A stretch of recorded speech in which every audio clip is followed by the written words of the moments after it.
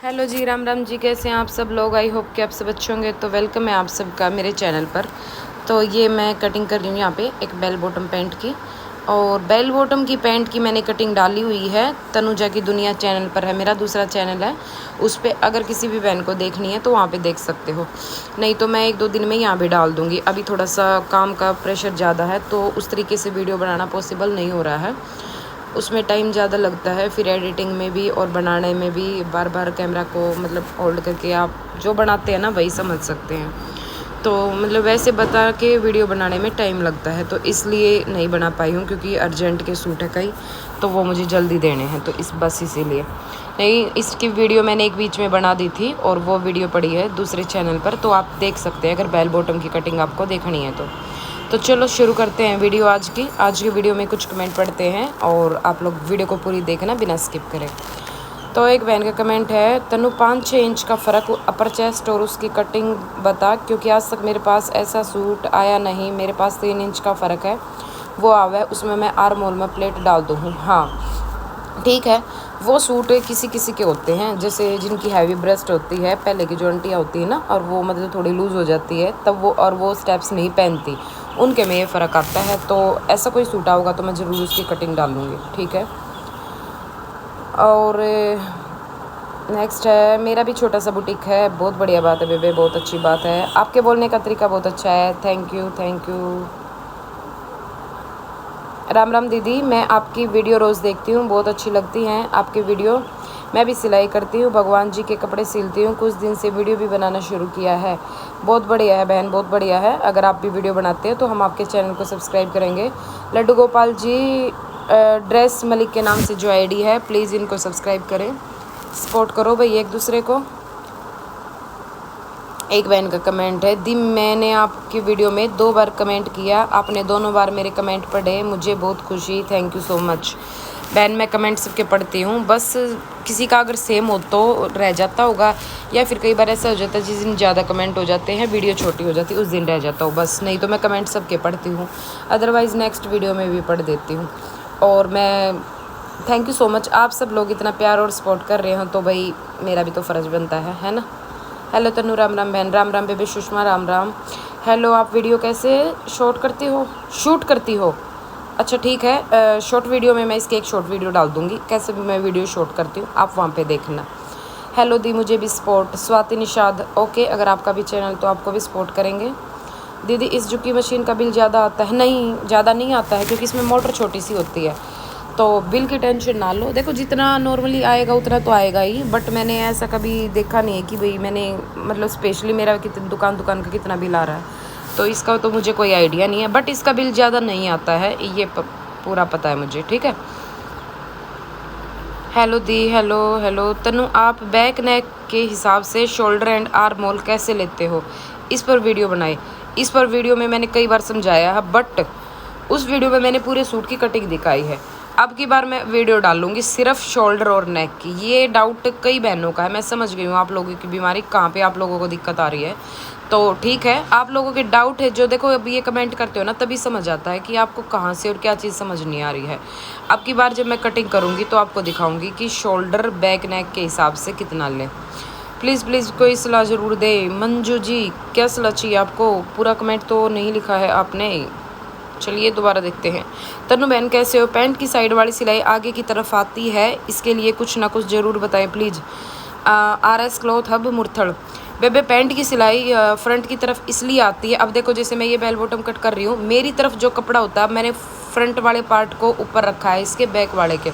जब हम यहाँ से एक जैसा नहीं रखते हैं ना, पैंट की कटिंग देखना आप मेरी पीछे नीचे स्क्रॉल करके, उसमें मैंने पैंट की कटिंग अच्छे से समझाई, उसमें ये दिक्कत भी बताइए कि ये दिक्कत आती क्यों है। वही ना, आप लोग वीडियो पूरी नहीं देखते हो या बीच में स्किप करते हो, इसीलिए बोलती हूँ वीडियो जिसकी भी देखो, खाली मेरी नहीं, अगर आपने किसी की भी वीडियो शुरू कर दी ना देखनी, उसको पूरा देखो। ये चीज़ें वीडियो के बीच में बताई जाती हैं कि यहाँ पे ये दिक्कत क्यों आती है, इसीलिए बोला जाता है कि वीडियो को स्किप ना किया करो। तो जो पैंट की कटिंग की वीडियो है आप वो वीडियो देखिए, उस वीडियो में आपको ये दिक्कत पता चलेगी। फिर भी नहीं समझ आती है तो स्पेशल एक पैंट की वीडियो की कटिंग दोबारा से डाल दूँगी इसी टॉपिक पर, ठीक है, कि ये साइड वाली सिलाई क्यों आती है। कमेंट कर देना आपको। अगर आपको समझ आई, कहीं दिख गई है तो ठीक है, नहीं तो आप कमेंट करना, मैं वीडियो डाल दूँगी। डेली पैंट कटिंग होती है तो ये छोटा सा टॉपिक मैं आपके लिए डाल दूँगी। हेलो दी, आप एक महीने में कितना कमा लेती हो, प्लीज़ रिप्लाई करना। क्या बात है। देखो वैसे तो किसी की कमाई पूछते नहीं है, ऐसा सुना है, बट मैं नहीं छुपाती हूँ, मैं बता देती हूँ। ऐसा मैंने कभी हिसाब नहीं लगाया बहन, और शायद जो बिज़नेस होते हैं ना उसमें शायद ये हिसाब लग भी नहीं सकता है। पता है क्यों? अब जो सरकारी जॉब होती है ना उनकी फ़िक्स सैलरी रहती है कि भाई, या हम किसी के पास काम करते हैं वो भी फिक्स रहती है कि भाई मैं वहाँ पे काम करती हूँ और इतने रुपए मुझे महीने के मिलते हैं। लेकिन जब काम हमारा अपना होता है ना तो वहाँ पे हिसाब लगाना बड़ा ही मुश्किल हो जाता है। पता है, अगर कोई बंदा लिख लेता है ना तो लिखने के बाद तो उसको परफेक्ट है, लेकिन मैं नहीं लिख पाती हूँ। मैं लिखित में सिर्फ वही लिखती हूँ जिस सूट की मेरी उधार होती है। जो कैश आते हैं ना उनका भी नहीं लिखती हूँ मैं कि कितना आया है कितना गया है, मैं वो लिखती नहीं। जैसे मुझे पता है कि ये 2-3 दिन में देगा, और जो 2-3 दिन में दे ही देगा उनका भी नहीं। जो लगता जिनका कंटिन्यू चलता रहता, भाई उनके सूट आते रहते जाते रहते, आते जाते ज़्यादा सूट चलते हैं, फिर उसमें ये कन्फ्यूजन रहती है कि भाई मुझे भी हो जाती है कि भाई कौन सा सूट लाइनिंग वाला था, कौन सा फुल लाइनिंग था, कौन सा हाफ लाइनिंग। वो इस करके मुझे लिखने पड़ते हैं कि भाई ये एक सूट हाफ लाइनिंग, एक फुल लाइनिंग, एक सिंपल, एक में ये, एक में वो, और उनके पैसे साथ के साथ लिखती हूँ। वो मैं लिखती हूँ। जो डेली कैश आते हैं, जैसे अब ये सूट सिल रही हूँ मैं, सिलने के बाद मैंने फ़ोन कर दिया कस्टमर को, वो आ गई और ले गई और पैसे देगी, उनकी कोई लिखित नहीं होती, उनको मैं नहीं लिखती हूँ।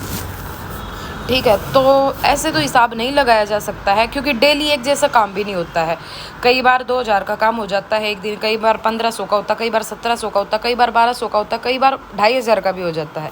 इस तरीके से काम होता है, तो उसमें से फिर अपना खर्चा वर्चा भी निकालना होता है। ठीक है, उसके बाद जो बचता है फिर वो, अब बीच में खर्चे भी निकल जाते हैं। अब ये तो है नहीं, होता नहीं ना कि जैसे जो आया वो सेव कर दिया, जो आया वो सेव कर दिया, महीने में हम उस पिटारी को खोले, ऐसा भी नहीं होता। अगर ऐसा हो तो भी हिसाब लगाया जा सकता है, क्योंकि लेकिन खर्चे भी हैं भाई। अपना सामान, अपना बुटीक का सामान, अपने घर का, अपने बच्चों का, कहीं जा रहे हैं, अब बहुत सारी चीज़ें ऐसी होती हैं जो हमें देखनी पड़ती है, तो उसमें हिसाब नहीं लगाया जाता।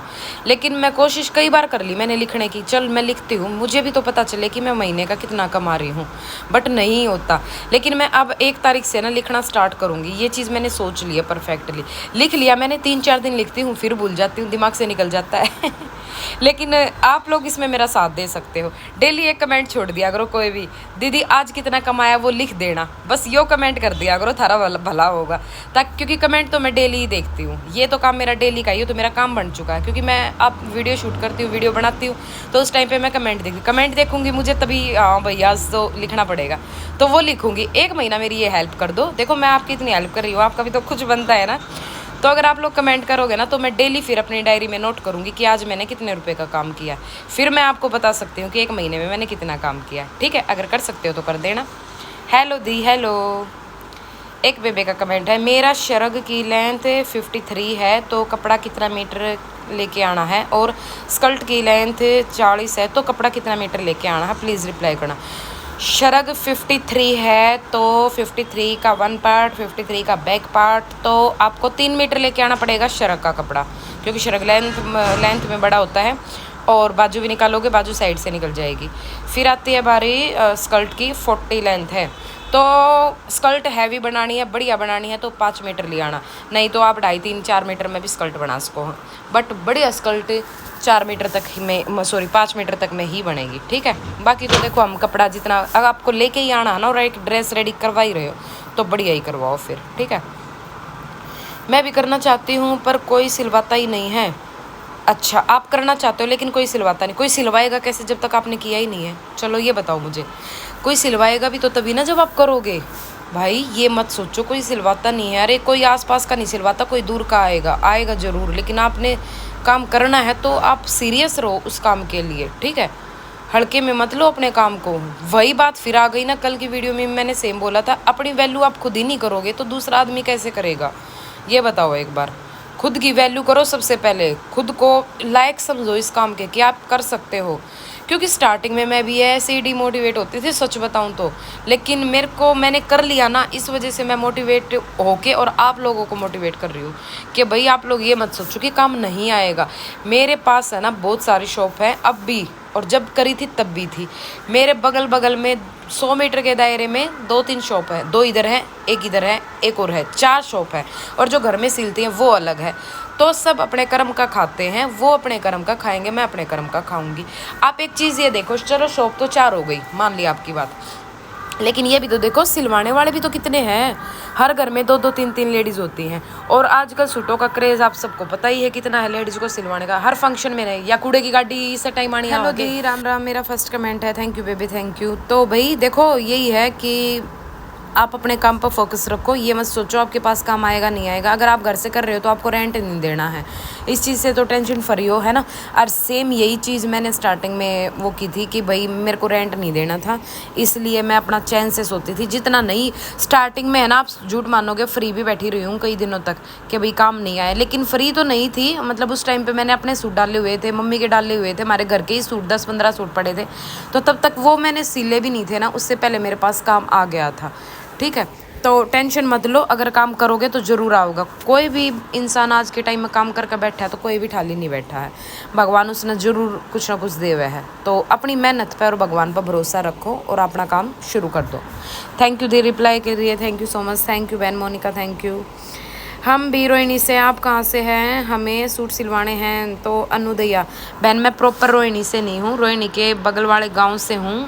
रोहिणी सेक्टर 28-29 के पास से हूँ, जो नहर की तरफ रास्ता जाता है, नहर से अगला ही गांव मेरा है। अब इतना ही समझ के, अगर आप समझ गए हो तो ठीक है, नहीं तो मैं गांव का नाम प्रॉपर यहाँ पे बता नहीं सकती। तो अगर आपको सूट सिलवाने तो आप मुझे इंस्टा पे मैसेज कर सकते हो। इंस्टा आईडी है मिसेस तनुजा मान के नाम से। तो आप मुझे इंस्टा पे मैसेज कर सकते हो, क्योंकि यहाँ पे तो मैं नंबर भी नहीं दे सकती हूँ आपको और गाँव का नाम भी नहीं बता सकती हूँ, सॉरी। तो आप इंस्टा पे मैसेज करें, वहाँ पर आपको डिटेल मिलेगी। हेलो बहन कैसी है? हेलो निशा, मैं अच्छी हूँ बहन, आप कैसे हो? दीदी कुछ कस्टमर ज़्यादा ही बोलते हैं, थोड़ा लूज़ टाइट हो जाए तो बोलेंगे मेरा तो सूट ख़राब कर दिया, इस सूट को रख ले और मेरे सूट के पैसे वापस दे दे। बताओ दीदी ऐसे पैसे देने बनते हैं या नहीं, कुछ बताओ इस बारे में। पागल हैं, ऐसे पैसे देने लगे तो हम तो पैसे ही देने में रह जाएंगे। इसे ऐसा ना देख, एक आधा कस्टमर हुआ है, मतलब अभी तक की मेरी 2-3 साल की जर्नी में एक कस्टमर ऐसा आया है बस, जिसके मैंने सूट के पैसे वापस देने पड़े हैं। और वो क्यों देने पड़े हैं इसकी वीडियो मैं अलग से बनाऊंगी, आप कमेंट करना ताकि मेरे ध्यान में रह जाए, ठीक है। लेकिन खाली सिर्फ फिटिंग के ऊपर हम पैसे वापस देने लगे तो ऐसा तो ही आप लगा लो 10 सूटा होंगे, 10 सूटा में तो मान ले 4 सूट हमारे परफेक्ट सिल गए, लेकिन 6 सूटा में थोड़ा बहुत ऊपर नीचे हो गया है, तो हम हर सूट के पैसे देवेंगे। और यो कड़ा लिख रखा है, फिटिंग लूज़ हो गया तो टाइट हो जाएगा, टाइट हो गया तो लूज़ हो जाएगा। छोटी मोटी दिक्कत होगी तो क्या बात होगी, सूट ख़राब थोड़ी ना हुआ है। सूट ख़राब होया कर जब उसमें कोई ऑप्शन है। और सूट तो मैंने को सिर्फ टेढ़ा जाओगा ना तो सूट ख़राब हो सका है, बाकी सूट में कोई भी दिक्कत हो जाओ सारी दिक्कत ठीक हो सका है। सिर्फ अगर एक बार सूट टेढ़ा चला गया ना, वो सूट का कोई सोल्यूशन नहीं है, क्योंकि एक बार वो टेढ़ा कटिंग हो गया या उस सूट में कारण है वो ऑटोमेटिकली अपने आप ही टेढ़ा होया है। इन 2 चीज़ों की तो कोई रास्ता है नहीं। बाकी सूट की फिटिंग का हो गया, छोटे बड़े गले हो गए, हर चीज़ का ऑप्शन, हर चीज़ ठीक हो सका है, ठीक है। और फिटिंग का तो एक नॉर्मल कॉमन सी चीज़ है जो कि हर किसी तो हो सका है, जो बड़े बड़े बुटीक वाले हैं उन तभी हो सका है या दिक्कत तो, और होवे भी ऐसी बात ना कि ना होती, उन तभी होवे है। तो डोंट टेंशन। और ऐसे सूट जो ऐसे कस्टमर आवे ना उन तक पीछा छुड़ा लो। मैंने तो खुद एक कस्टमर मेरा इतनी दुखी करा करती ना, इतनी दुखी करा करती, 2 सूट नए सिलवा कर 10 पुराने ठीक करवाया करती, इतनी चालू औरत थी। मन ने भी एक सूट के पैसे देकर ऐसा पैंडा छुटा लिया, ज़िंदगी में मेरे बुटीक का ना मुँह नहीं लखावेगी और ना लखाण दो, लखाण जो कि है को ना, ठीक है। तो इसकी स्टोरी बताऊंगी कभी नेक्स्ट टाइम पे। तो लाइफ में अगर आप अपना काम कर लिया तो हर तरह के कस्टमर आवे हैं, हर तरह के कस्टमर झेलने पड़े हैं, लेकिन जब न्यू हो जाओ ना कि ये कस्टमर हमारे घने भड़कालू हैं तो उन तक पेंडा छुटान में बढ़िया है, ठीक है। तो सूट के पैसे नहीं बनते हैं खाली फिटिंग के ऊपर। फिटिंग अगर लूज़ है तो टाइट कर दो, टाइट है तो लूज़ कर दो, जैसा उनको कंफर्टेबल लगे वो दे दो आप उनको करके। ऐसे सूटा के पैसे देने लगे तो हमारा तो दुकान बंद करवा कर बैठ जाएंगी ये लुगाई, ठीक है। दीदी मैं भी सिलाई करती हूँ, बहुत बढ़िया बात है मंजू, बहुत अच्छी बात है बेबे, करनी चाहिए। दीदी मैं भी सिलाई व्लॉग शुरू करना चाहती हूँ पर हिम्मत ही नहीं होती, प्लीज़ कोई सलाह दें। जो कि मैं शॉर्ट वीडियो तो बनाती हूँ, शॉर्ट वीडियो बनाते हो तो लॉन्ग वीडियो भी बना लो, जैसे शॉर्ट बनाते हो वैसे ही लॉन्ग बनानी है, सिर्फ कैमरे को घुमाना है। शॉर्ट वीडियो में लंबा कैमरा करना है और लॉन्ग वीडियो में कैमरे को टेढ़ा करना है, बस ऐसे ही बन जाएगी। जब शॉर्ट वीडियो में इतनी मत दिखा रहे हो तो लॉन्ग वीडियो में भी दिखाओ, सपोर्ट करेंगे आपको। आप वीडियो डालो बना के। मंजू फैशन डिजाइनर, इनका चैनल भी सब्सक्राइब कर लियो भाई। सेम असी भी अदा काम करते हैं, बहुत बढ़िया बात है। हरदीप सिंह, बहुत अच्छी बात है बेबे। मैंने ये पंजाबी बड़े अच्छे लगा, जो पंजाबी आके कमेंट कर रहे हैं। लैंग्वेज बहुत बढ़िया है आप लोगों की, सच में। एक बात और बहन, जो प्रेस आपके पास है क्या उसे बहुत ज़्यादा लाइट खर्च होती है? नहीं, प्रेस से तो जितनी नॉर्मल अपनी प्रेस से होती है उतनी ही होती है। अब नॉर्मल प्रेस आप घर में भी तो करते हो ना। आप मुरथड़ में किसका हो बाण या ले भाई, दीप्ति नाड़ भी रिश्तेदारी ढूंढ ली, क्योंकि मुरथड़ तैयार बेबे। RS क्लॉथ अब मुरथड़, ये जो सागरान तिल है ये भी मुरथड़ से है, तो काट लो अपनी रिश्तेदारी तुम भी, बता दो किसके तो हो। चलो भाई, आज की वीडियो कैसी लगी है कमेंट करके ज़रूर बताना। मिलते हैं नेक्स्ट वीडियो में। तो नेक्स्ट वीडियो में कोई नया टॉपिक होगा, आप लोग बताना किस टॉपिक पर वीडियो बनाऊं, कुछ सजेशन किया करो। तो राम राम जी, लाइक कर दियो, शेयर कर दियो और सब्सक्राइब जरूर कर दियो। तो बाय बाय।